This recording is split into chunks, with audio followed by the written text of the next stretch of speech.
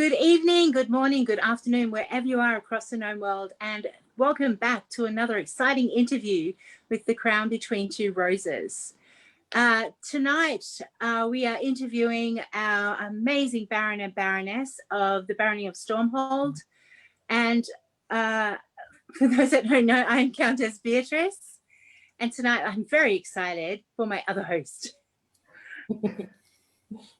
Hi everyone, I'm England, currently Queen of Lochac. As we like to do with each episode, acknowledge the traditional owners. Good nobles, we come here together in a spirit of fellowship, deepening of our skills, sharing of our knowledge, and a shared interest in the search to find truth through experimental archaeology and historical inquiry. It is in this context that I, England Teufel, on behalf of my kingdom, acknowledge the traditional owners of the lands on which we gather. We recognize our continuing connection to land and culture, and we pay our respects to their elders, past, present, and emerging, and the elders from other communities who may be joining us today. Thank you so much. And thank you for joining us, Your Excellencies. Thank you for having us. Yes. So I mentioned earlier that you are from the Barony of Stormhold. Can you please tell us where that is? That is central and western Melbourne. We're heading over to Ballarat, and we abut all the way up to Warrigal Road for Craig Glass, whom you have already spoken to. So Warrigal Road is a very well-known road in the mundane city of Melbourne, and it's very big. One side is us, the other side is them. So Warrigal Road and lands to the west, all the way to the border of Inelgard are us, and north to the border of Borders Cross. And everything to the east of Warrigal Road is Craig Glass. So I'm going to ask, how far is it to drive from the centre of your barony to Inelgard, to the border of Inelgard, I should say? To the border of Inelgard. Yeah, to Bordertown is about 6 hours. 6 hours drive. And Borders Cross? That's about 4 hours. 4 or 5 hours, depending on whether you take a stop on the way. It does help though.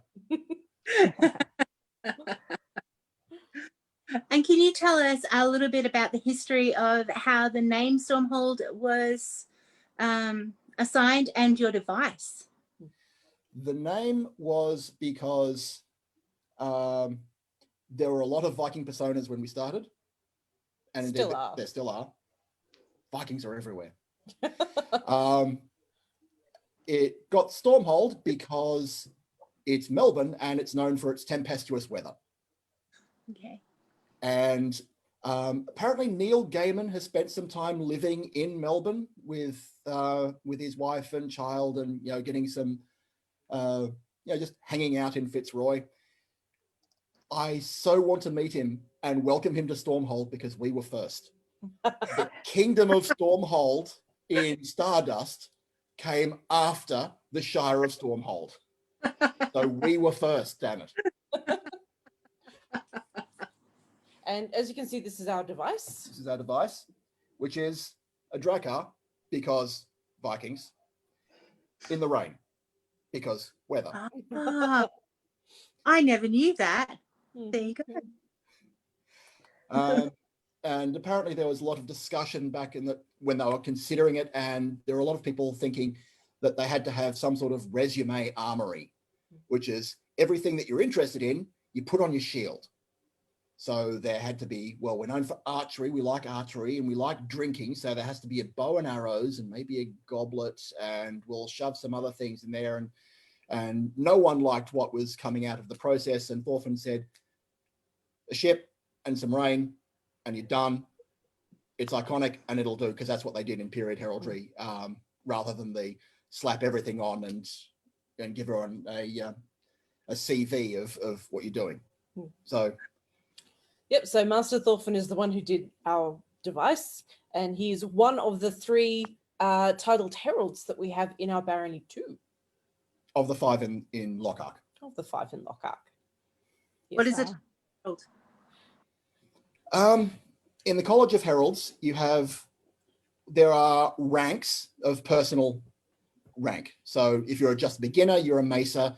If you have an idea what you're doing, you're a Pursuivant. And if you are determined to be, okay, this is the person that you go to for help for pretty much anything, then you're a capital H herald of the college. And then there are titles. Most titles go with a job description. So the Crux Australis, Principal Herald of Lochac.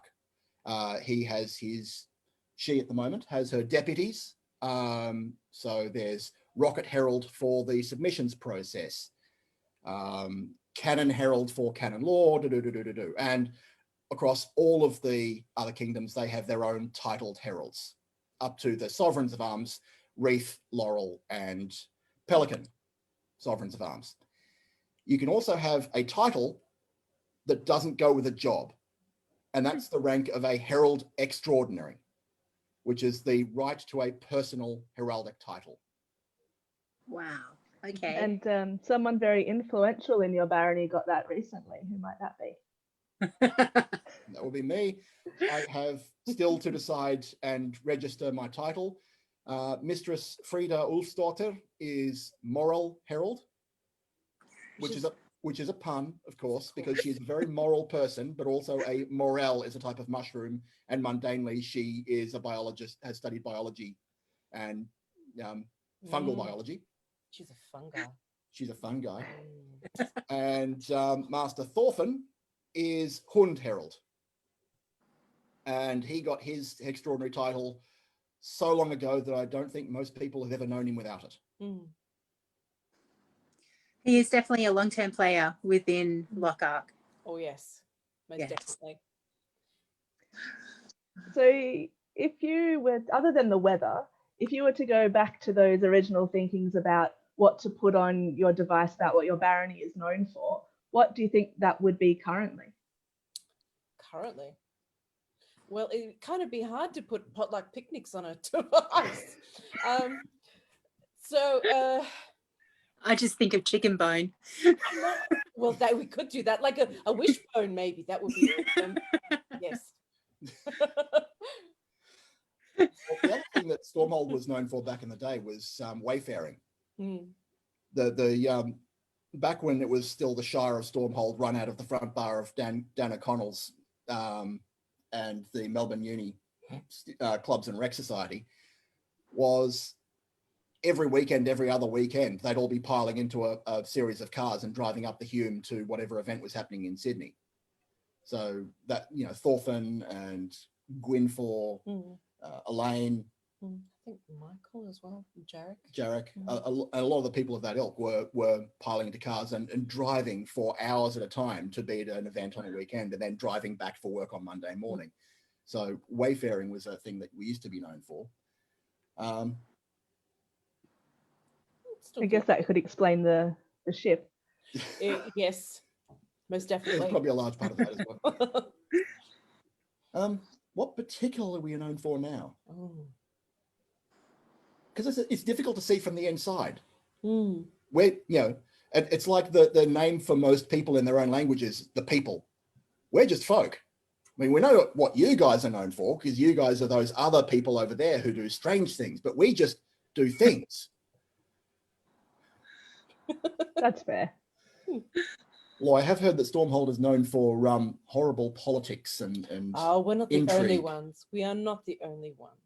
That's not everyone unique. thinks everyone else is the source of all of the horrible politics and Are you saying the politics are always worse on the other side? Maybe. I am. So for me, I always have seen Stormhold as steeped in history in terms of how old the barony is, because it is one of the first 5. It is. We've just celebrated our 30th a couple of years ago. That's 30th as a barony. As barony. So we were a group a bit before that. In fact, we've even brought the actual the founding petition. Oh, really? Except it's a big one, so I may want to move out of shot. Oh my goodness.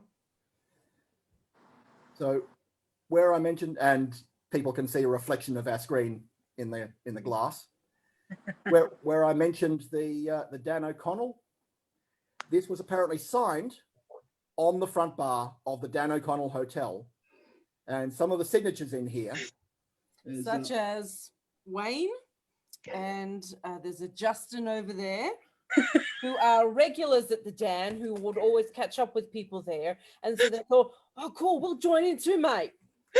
or at least they were 30 years ago. Love it. Yes. So immortalized in Stormhold history. Oh, Indeed. yes. And lots of other names that will ring in the history books. Mhm. That is awesome. So, being so steeped in history, as I said, what is one of the unique traditions of your barony? A unique tradition. Well, besides the William Marshall event,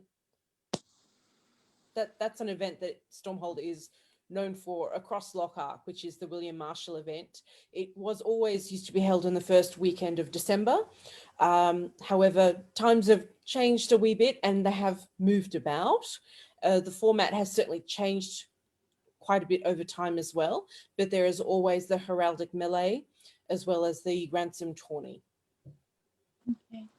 So that's the William Marshall Memorial Feast and Tourney. The feast maybe not so much, but it's always keeping in mind the greatest night of all time. Do you know how long that's been going for? It's certainly one that I've known about since I started. Well, Master Thorfinn started that one.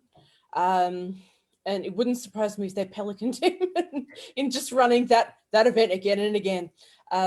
Actually, no, he was pelicaned in San Francisco, and I don't think they'd even heard of it at the time. Oh, there you go. Wow.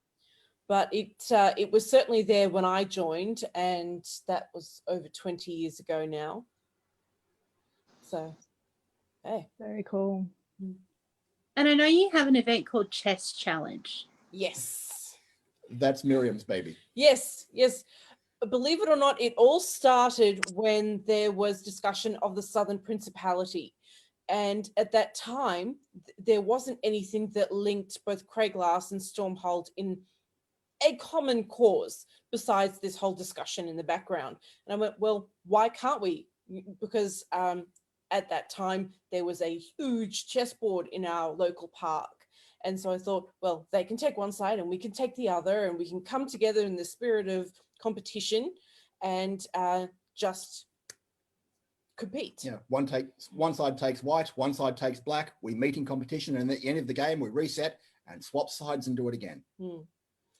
The cool. first couple didn't have the tourney, and then Baron Hrothgar and Master Handball got together and created a tourney type, which is hugely mixed type of variety in there, and it's become quite popular.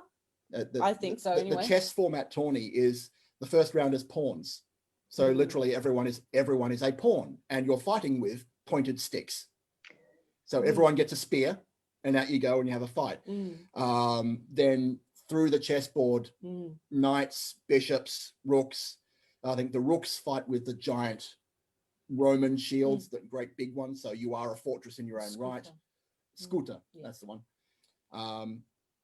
And the bishops fight with blunt-edged weapons. So they had.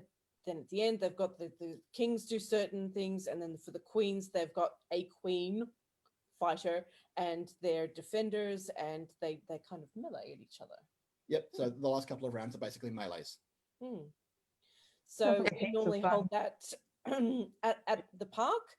The kids go crazy on the play equipment. They just and then the adults can kind of just come along. Normally it's always been really quite hot. It's actually really taken off. We've had a few royal visits through for the chess challenge as well, which was great. So that's really become a thing now, and we've just had the 10th anniversary of it, and that was 2 years ago, and so I should be really planning the next one. Overdue, yes. So it normally happens in March. Very cool. So do you have a favorite award that you'd like to give out, like a favorite baronial award that might be a bit different or interesting? Or Is something special to you?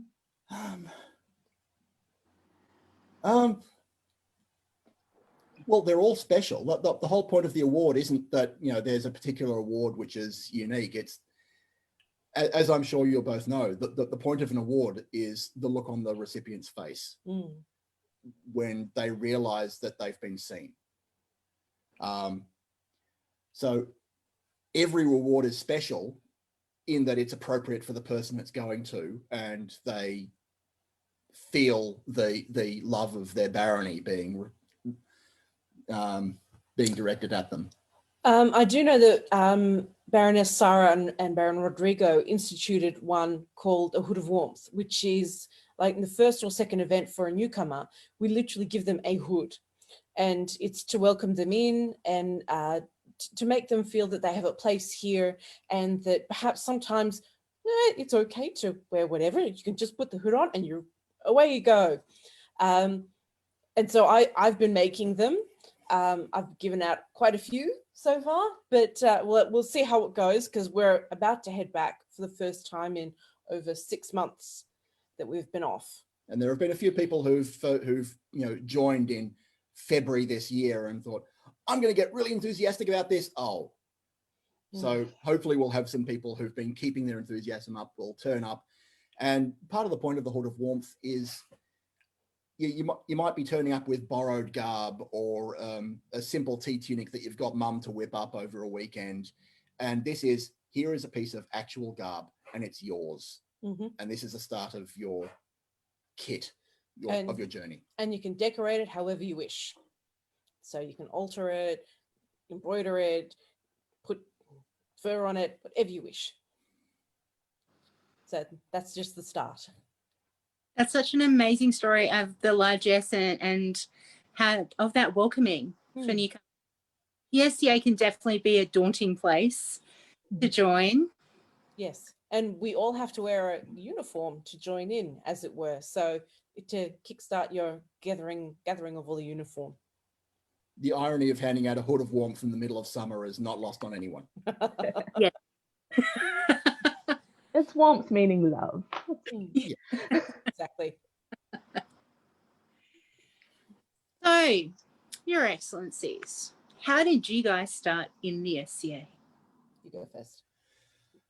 One of my high school friends went to uni, which was La Trobe University, and he joined up with a group there called the College of St. Cecilia.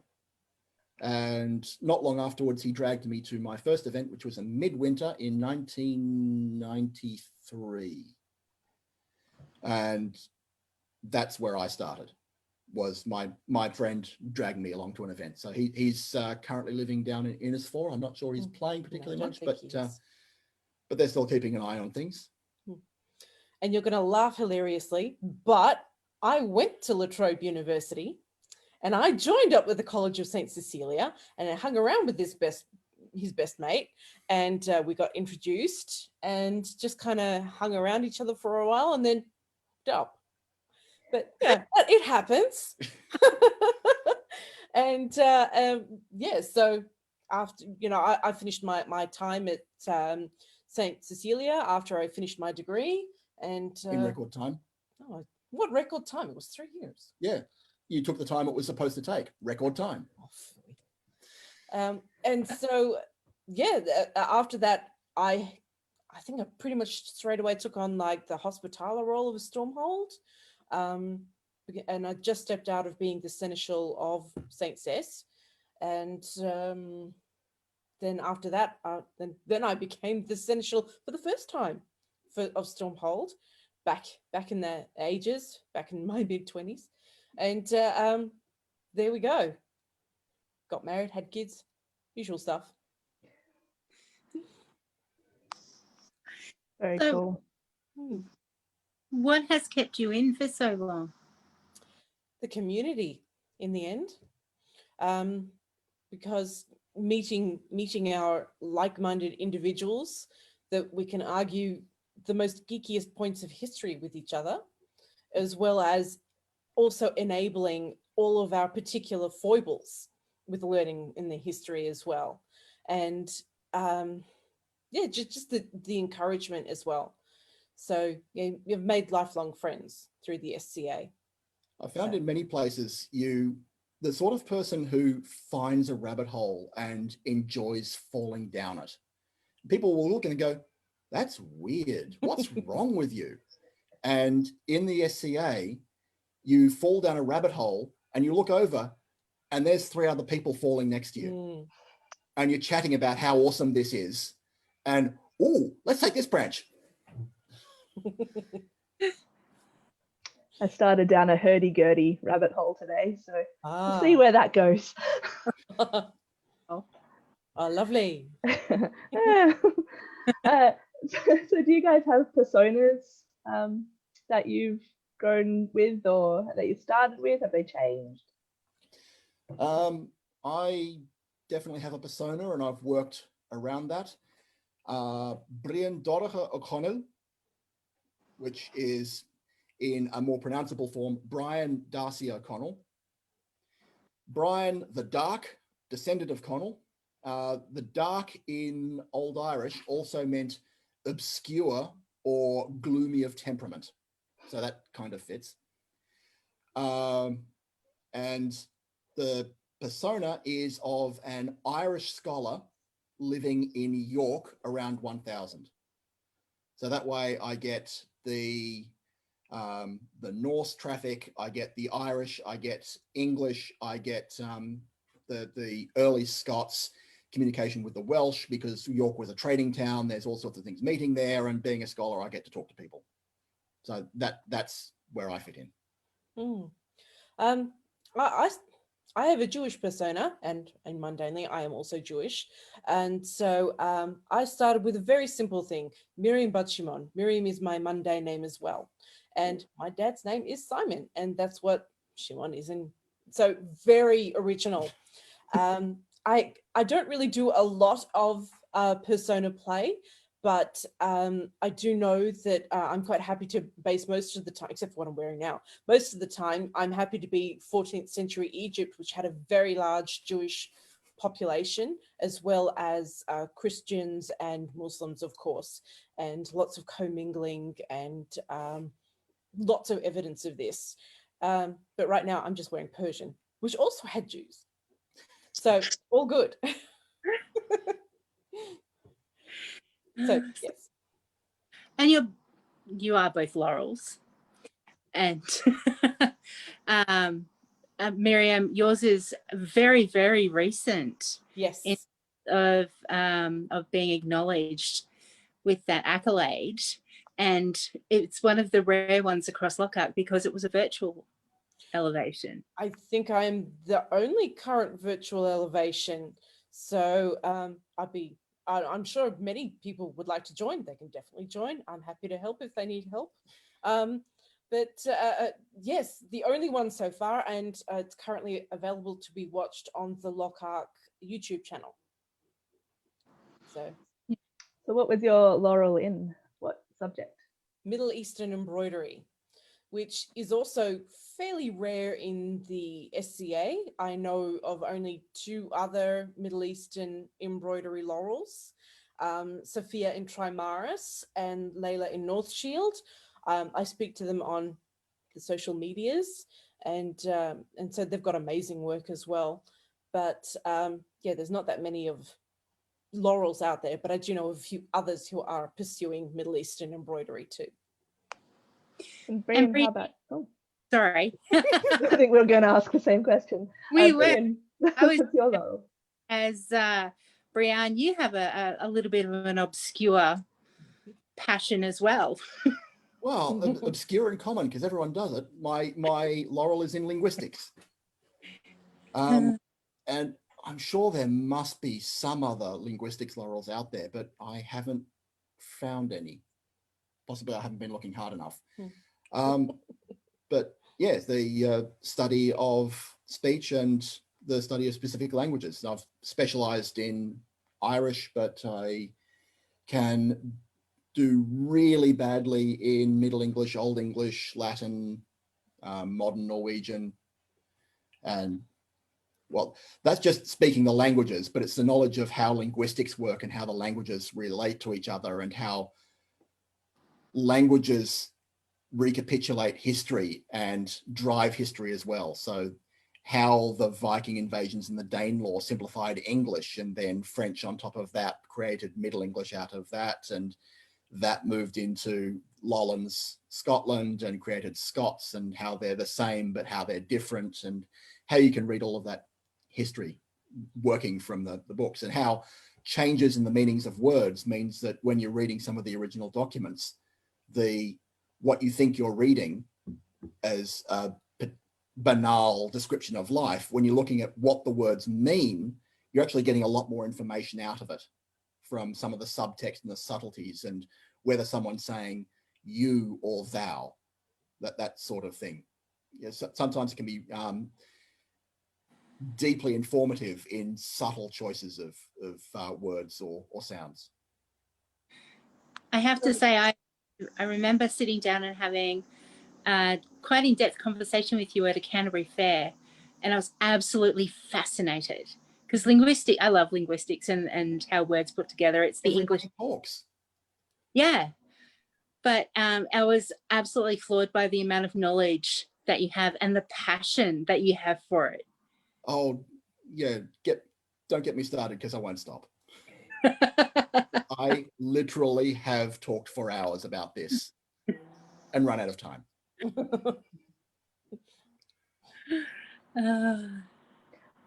So how long have you guys been sitting on the thrones? We stepped into the role in March 2016. So we're looking at 3 years now. We've had a period of shorter reigns than normal. So there's been a bit of churning and a bit of politics going on, and what we wanted was to have some stability for the barony to settle down, become comfortable with itself, and instead of feeling nervous about what was going on at the top and worrying about whether there was fighting and mum and dad fighting again, to feel comfortable that everything's cool, and to grow and get comfortable with itself again, and then find someone to take over from us and let it keep growing in other new directions. I think we were asked when we were running for the role, how long would we last and when would we know it was time? Which is always a common question for anyone. My answer then and remains, when being called Your Excellency stops being weird. When I start getting used to being in charge, it's time to not be in charge anymore. So really, you guys are kind of like the old timers on the throne across Lochac. No, I think Riverhaven have stepped up. They think they stepped up a little bit before us. So it's not us. It's Riverhaven have the longest tenure at the moment. We are the second oldest now. All right. What would be one piece of advice that you would give to anybody who is thinking of putting their hand up for the role of Baron of the baronage? Kind of get used to everyone always checking in with you, as in people literally turn around and watch you during events. Be willing to speak to everyone, even if you're not always getting along with them. So sometimes, especially if you're not getting along with them, that's important to smooth the waters. Be ready to recognize that you've screwed up and be ready to make amends as soon as you do so, because it's inevitable. You will say something wrong, you'll do something thoughtless, or even if you don't, you might be misunderstood, you might be taken correctly that you didn't mean, and someone will be hurt. And that you didn't mean to hurt them doesn't make the hurt any less. So it's up to you to make it right. That's literally your job as the Crown, is to make sure that people are having fun. We are the hosts of this game in this barony. I think the other advice I'd give is that as the Baron and Baroness, you are the mum and dad of the barony.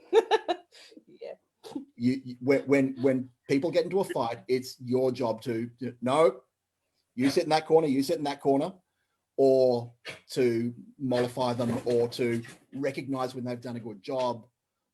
All of those things that a parent does. People look to you for approval. People look to you to tell that person off when they're doing something. Mom, Billy's done the thing again. It's really a parental role, which is hard. You know, just being a parent of your own children is hard. Being a parent of everyone to an extent, especially when they may not want to be parented at in a particular moment, can be harder. But it's basically part of the job. It's a curial role. Your job is to look after the well-being of your populace. So do you feel that being parents within the SCA has helped you in the role of Baron and Baroness? Well, we certainly have kids that we make work for us, so why not? Sorry, that's our doggy in the background. He's trying to bark at us. Oh. Belle, lie down. Lie down. So mundanely, where Stormhold is situated has had pretty tough time this year. What kind of things have been going on in the Barony to keep everyone engaged? I have been hosting get-togethers pretty much every Friday on Zoom. We did occasionally on Discord as well. I think we're finding Zoom a bit easier to deal with though. And so we've been having trivia nights and sewing things and fighting talk, and we had no shit there I was stories. Yeah. Just generally, you know, cafe clutches and, you know, sitting around talking, and you know, Dufford and Leaf have run their trivia nights. Amelia's doing this Friday. And Amelia's doing one this Friday. But beyond that, there's Mistress Aliette has been running dance classes twice a week since pretty well the beginning of the lockdown, which isn't just for us, that's for everyone. She's been advertising across the known world, hasn't she? I think so. So there have been lots of people turning up for that, and generally hanging out on Facebook, hanging out on the Discords. I may have to let him out. Sorry. Just excuse me one moment. No problem. He'd be a lot better, only he had surgery, so he can't actually bark anymore. Oh, poor thing. Your Barony and Craiglar and in the north have been quite hard hit with the impact of the dreaded pandemic that we have happening. How have both of you managed to stay engaged and enthused throughout this time? Well, I held the Known World Heraldic and Scribal Symposium.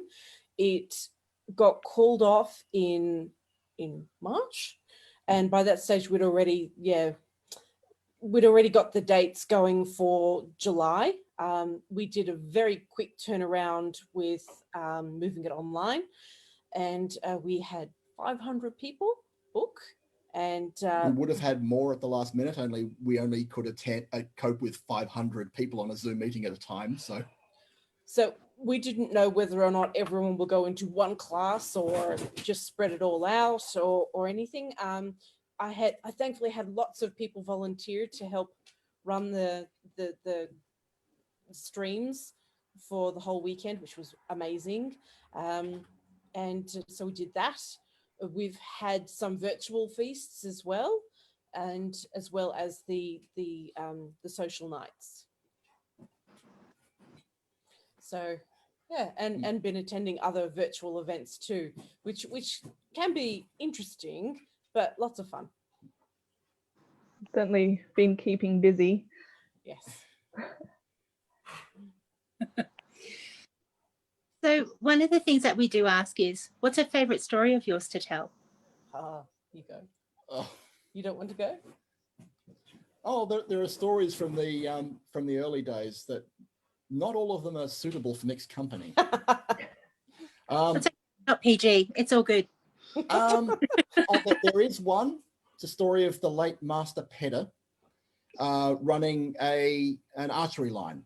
Back in the day, Stormhold was famous for its archers, to the extent that there was a Stormhold versus the Known World war.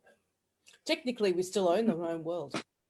Stormhold declared war on the rest of the known world, and it was a Barony festival. It was. At a Barony festival, Stormhold versus everyone else. It came down to 2 archers, I think. 2 or 3 archers were the last people standing on the Stormhold side. So technically Stormhold won. We still own the known world because no one has come to claim it back. But it was our archers that held the day. They had a particular arrow. They had fiber tape on them that had a streak of yellow on them. So when they flashed through the air, effectively they became golden showers.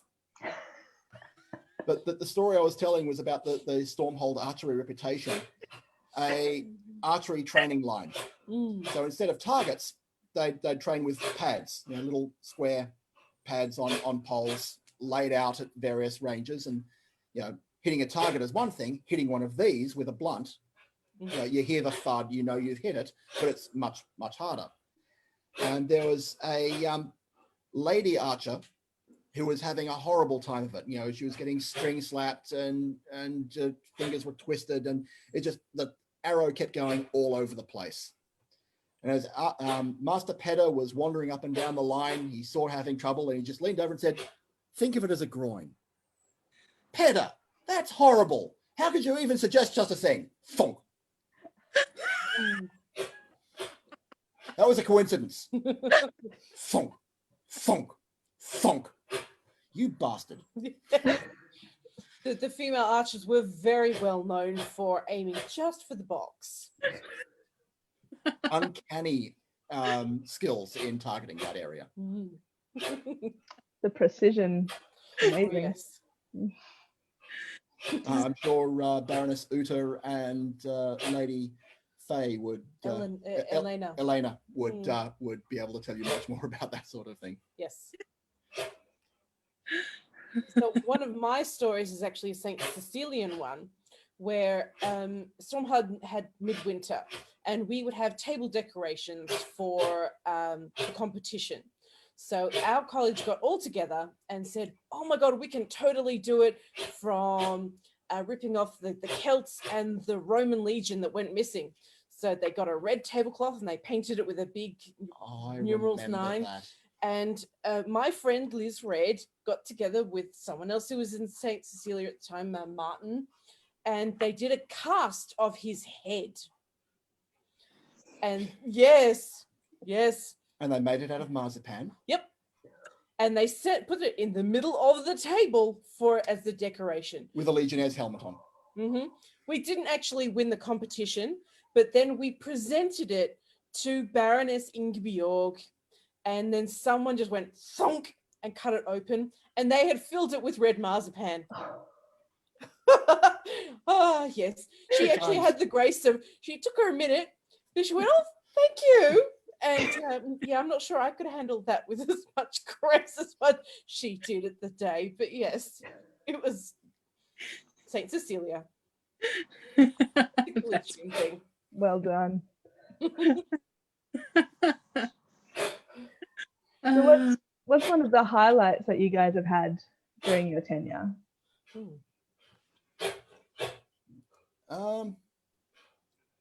The 30th anniversary was fun. There was a big push to make banners, so we had banners for all of the barons and baronesses around the walls that have been painted by the populace. It was a pleasant, convivial get together and talk about the history and the future, and that was good fun. Yeah, that was.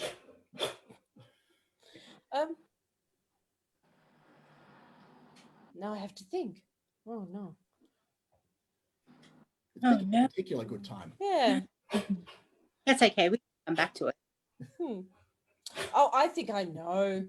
As Baron and Baroness, we stand in as the chess pieces for the chess challenge, because we've also got wooden chess pieces. So people have been known to take on the roles, and we took on Bethany and Jib, and they, yeah, I think would I win? I certainly got, I think, Beth off the board, but then I lost. Someone removed me. So yeah, there we go. So you can play as the chess pieces on the board as well. That's wizard's chess. Wizard's chess.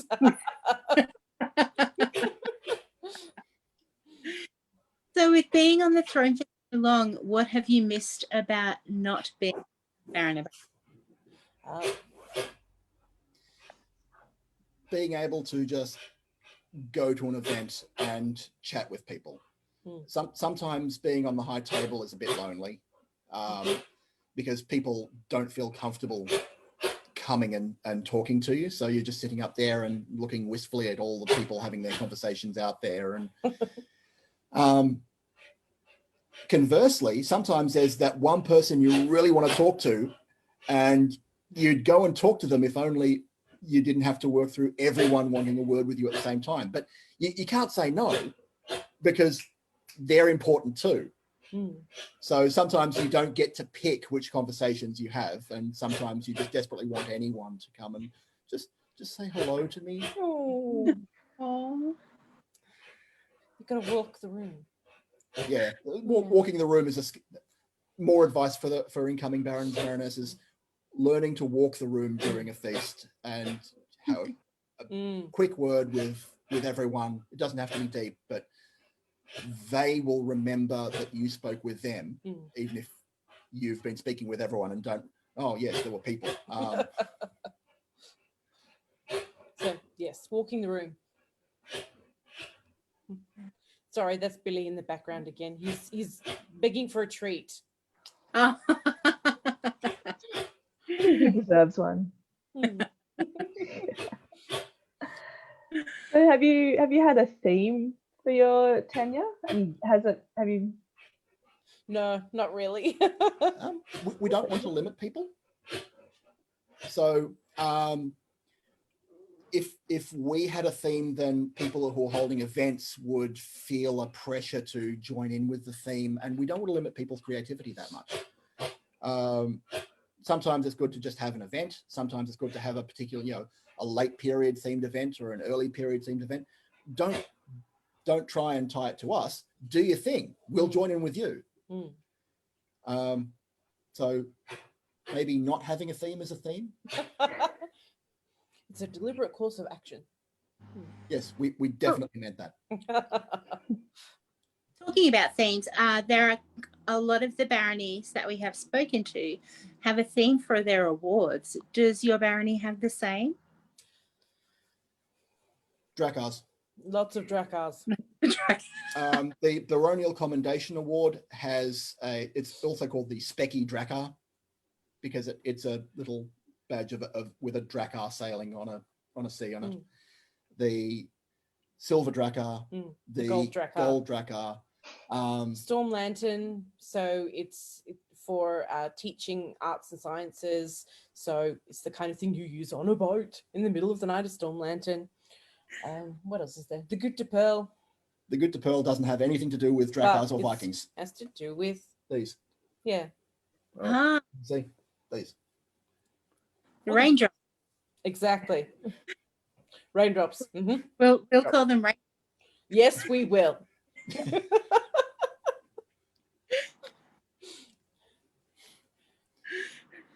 So do you have a favorite of those awards to hand out?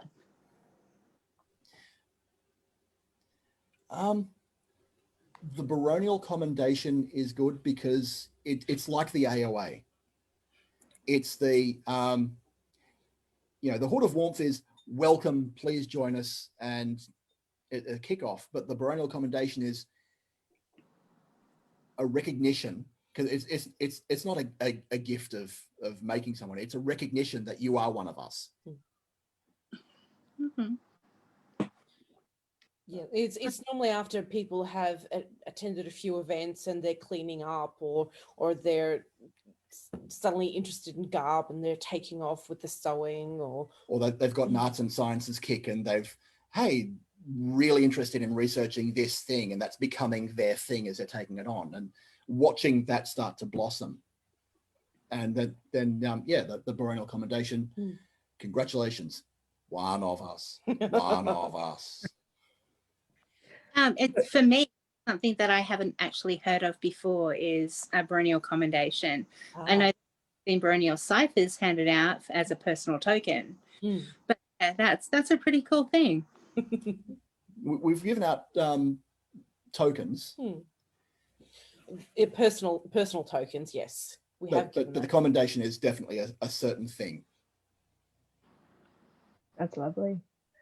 Conversely to that, is there an award or some recognition that you guys have received as individuals that is something that's momentous for yourselves, or a special kind of a moment for an award that you've been given?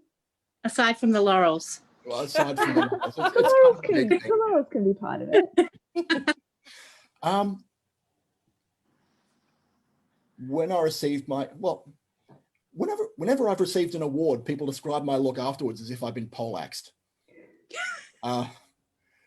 My Herald Extraordinary was given during the symposium, during the Laurels Roadshow, as they go through names and say, okay, we need some discussion about this name. They found one that was in Irish, and they said, can you give a description of it? So I talked about it for a bit, and they said, no, that's quite good. Needs some recognition. And that's when they gave me the Herald Extraordinary, and apparently I looked like I just walked into a pole. They themselves described it as walking into a lamppost. When I received the Cockatrice, it was a similar feeling. Mistress Frieda and I received a Cockatrice at the same event. When I received my AOA, that was Baroness Nicolette and Baron Rudolf von der Drau were the Baron and Baroness of Stormhold at the time, and I think we were still a principality. So it was from the Prince and Princess on behalf of the King and Queen of the West that got that. And they delivered it at a newcomer's feast by inviting me as their baronial household scribe up and say, take some dictation. So I literally pulled out a pen and some paper and was starting to write down the first few words of the ceremony of the Award of Arms before I realized that they weren't just getting me to...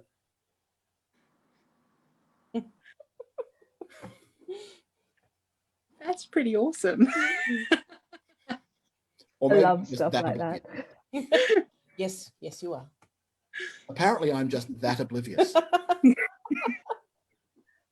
Well, your wife says so. And she is always right.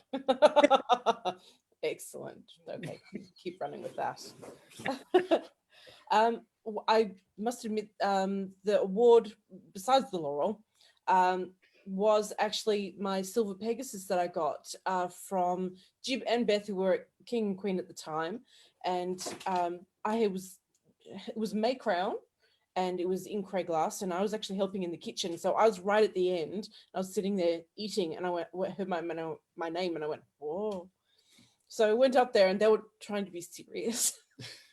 And yes, and they just kind of went, there you go, and I went, announced it, and I went, oh, there you go. So, silver Pegasus. There's some amazing awards and awesome stories. Yeah, the ones that you least expect are just, well, not that I think anyone expects any of them, but when they come right out of left field, or you're off busy doing something and you get called up, it's it's a lovely surprise. and we are very much a surprise kingdom in that of those kinds of awards. Yes. Well, I've spoken with a lot of East Kingdom heralds, and they have real difficulty doing surprise awards because every award they do has a scroll that goes with it. They don't typically do preprints, so they're all bespoke scrolls, which means when the royalties step up, they basically have a list of who they're going to give awards to, hand it to their College of Scribes, and then hand the scrolls out at the event. So they know months in advance when everyone's going to get an award. In Lochac, you can literally turn up to an event and say, who here is deserving of something that hasn't got it? And work through the list. Yep, cool, let's do that. Giving away secrets. I can't say it's that straightforward, but certainly if there's someone that's been overlooked that comes to your attention, then definitely give it straight away. Having seen it from behind the curtain over a couple of reigns, some royalties are very much off the cuff. They'll have their list of people and they'll turn up and go, right, who's deserving? Is there anyone not on this list? Are they here? Right. Herald, this person, this person, this person, let's do it. Others will come with the ceremonies. The royalty will turn up with their own heraldry book, and they'll know in advance exactly what's going on. They'll have talked to the stewards and know who's in attendance and have planned it out. It's the populace don't see all of this back work going into making sure that the people who deserve recognition get the recognition, which is an important part of wearing the pointy hat. And if you don't see someone getting it, then you just keep going. Because it's not really about us. That wearing the pointy hat isn't about who's under it, or even about the king and queen. It's about reflecting the populace back to themselves and showing them how awesome they are. And they are awesome. So that's the privilege and the responsibility of letting the rain in when you're wearing a hat. And on that note, write recommendations. Yes, More recommendations. All the recommendations. We can do it. We can't be everywhere and we can't see everything. Well, I was just going to ask, do you find that an added type of pressure with the role? that some people expect awards from you? It's not so much that people expect awards, but actively and continually watching for those people who are excelling and who look to be deserving. It's a pressure. It's also a worry in that, well, when I say we can't be everywhere, people do stuff in their own homes. People do stuff at events that we can't be at. People sit and work at home for months and then turn up to an event wearing something that they've spent the last 6 months making. And we might not realize it. And we've made this mistake before of not realizing that someone's wearing the result of months of work. But if no one tells us, we just don't know that they're not normally that awesome all of the time, or maybe that they are that awesome all the time, but we just never see them to give them the recognition that they deserve for that awesomeness. So it's not just that we're always on the lookout, it's knowing that there's stuff that we're not seeing. Recommendation. Which means write recommendations. All of them. For any level, because you know it's sending it out to our populace. It doesn't have to be detailed. Like, and the other thing is, people see a recommendation and they might think it's gone into a black hole and they haven't got it yet, so nothing's going to happen. And we get the recommendations and we consider them. And sometimes if we don't give someone a particular award, it might be that they haven't really gotten to that level on that award, but they might be deserving on something else. Or they might just need a bit of a push to be at that level, to be really outstanding and deserve the thing. Or something happens and perhaps... Or maybe they've stepped away, or maybe they've privately said, we don't want you to do that. That happens too. That's in the private notes in places where someone said, just don't. I don't want to be called up in court, or I don't want to receive this award, or I'll receive that one, but not this one, or, you know, there's personal reasons. So just because we haven't given a person an award that you recommended doesn't mean we haven't considered the recommendation and whether there might be some other award we can give them, or whether we need to be putting more of an eye in that direction. yeah. And again, this is something that neither of you two will be strangers to. It's quite an important item to highlight, because I know it gets very disheartening for people who do write the recommendations And sometimes they don't see those people recognized in the eyes that they see them. Yes. Yeah. So, but just keep pushing forward. That's all. I'm sure you would all say exactly the same as well. And you know what? Also, don't be scared to go and tell someone that they inspire you, or that you've recognized something that they've done, and give a personal token or just a thank you. I think Most definitely. Yeah, I think that's something Definitely. that we don't do enough of, is just a personal thanks, or a ring off your finger or something. It's always so meaningful to know that something's been noticed at any level. It doesn't have to be from the Crown. It doesn't have to be from any of the pointy hats. I do know that Beatrice actually gave a ring to my youngest, because my youngest, who was only 10 at the time, it was a while ago, was helping you with the dishes. And I don't even think she knew that you were a queen at the time, because you may not have been. And so you gave her a ring. She still wears it. Oh, yay. Yeah. Oh, that's awesome. Yeah. So yes, she's in there. She's gotten her AOA as well, and just registered her name, and she's looking at devices. That's so exciting. It is. It is. Her big sister is maybe not so much, but yeah, the youngest one definitely. Her big sister has just finished year 12, so she's had other things on her mind for the last couple of years. Understandable. Our oldest child has just finished year 12. Oh God, we're old. Yes, you are. Yes, I am. I do like that little turnaround. Yes, you are. I'm not. It's okay. The lovely fabric covers up all the white hairs I've got. Or my grey mane is on full display. Oh, well, our time is coming near, Your Excellencies. Do you have any amazing stories that you would like to share with the populace as a bit of a final thing? Do you have any? PG rated? Oh. Go for it. Oh, besides the Rosh Hashanah feast? Oh, the Feast of Many Clothed Things. Many clove lemons. Clove lemons were the style at the time, and it wasn't just that everyone brought clove lemons. Someone brought a packet of cloves. And like 4 lemons. And so there were like only like 45 people in the event. It was my first event, and there was like 8 lemons. Oh my goodness.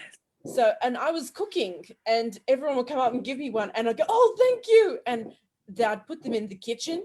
And I think I found at least 4 of them while I was cleaning up, going, you're going in the bin. You're going in the bin. Sorry. So clove lemons was an interesting product of its time. And I think that was then. This is now. We have other ways of making social mixing happen. I think it's that particular event wore out the whole clove lemon thing. No more. Clove lemons are amazing just as a refresher and as a commander. And yeah, you know, because I know it was in period times that you would use I think it was the Elizabethans and the Tudors would use them as commanders to keep the smell away.